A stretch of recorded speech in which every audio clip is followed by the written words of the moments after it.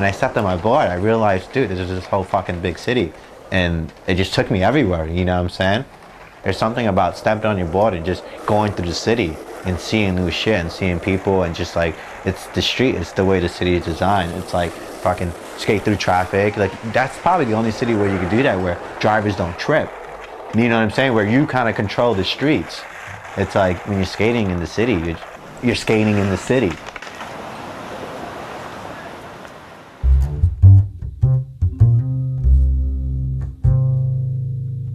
Most people think skateboarding, their mind might go and relate it to something that, you know, was created in California. But I think it was something that was happening all across the country, and maybe it was even happening in cities before it was happening in California.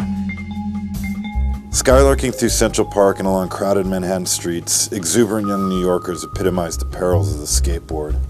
In the park, they take over paths made for peaceful strollers, and elsewhere they scorn the sidewalks and ride on the busy streets, through, besides, and all but under the cars. Life magazine, May 1965. What happened was some guy from up there knew one of our guys and told us about this pool. So we're like, wow, we could check out this thing. We could do this pool, you know, there's none of this wood stuff. We don't have to build anything. We could just go to this place and skateboard this pool. So we go to this place in the Bronx. I believe it's the last stop on the #1 line, 242nd Street, Van Cortlandt. We get off the train, walk a couple blocks. There's this building. It's not a project, but it's, you know, I would say it's about 9 stories tall. People live there, of course, but we didn't care. It was a pool. There could have been a dead body there who had gone around. Just the Banks was literally, that was like the Mecca.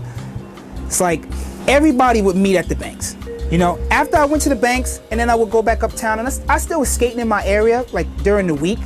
But weekends, it's the Banks. You go to the Banks, you meet new skaters, you learn new things, you know, and you just vibe with people, you know?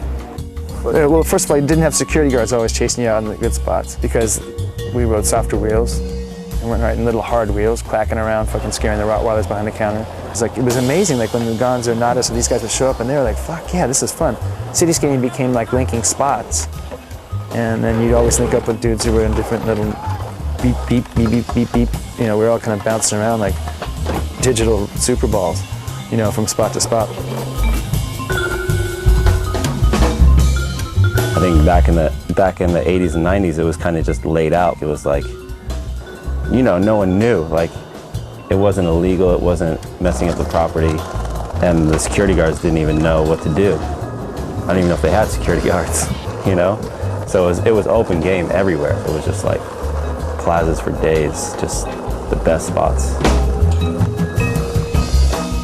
The whole nature of cities, and within cities, public space, is at some level to negotiate difference and not to accommodate sameness. And that will produce from time to time unpleasantness and chaos and in-your-face gestures that nonetheless are part of life. Just definitely people just branch out, and now I think a lot of people too are realizing like Manhattan's not the only place to go skating in New York. And that's the best thing too, man. It just keeps going back to like finding new shit. You'll be like, oh, let's go out to this spot way out on Utica Avenue. You're like, all right, and then instead of getting off at the train stop that's closest, maybe you would take one farther out or get off one early and just try to look around. You go to the same spot, but you'll find 10 new spots on the way there, you know?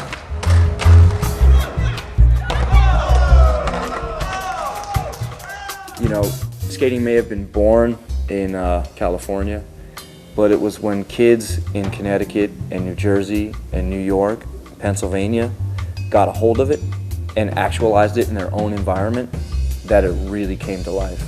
And I think it really happened in New York City, that it became its own thing.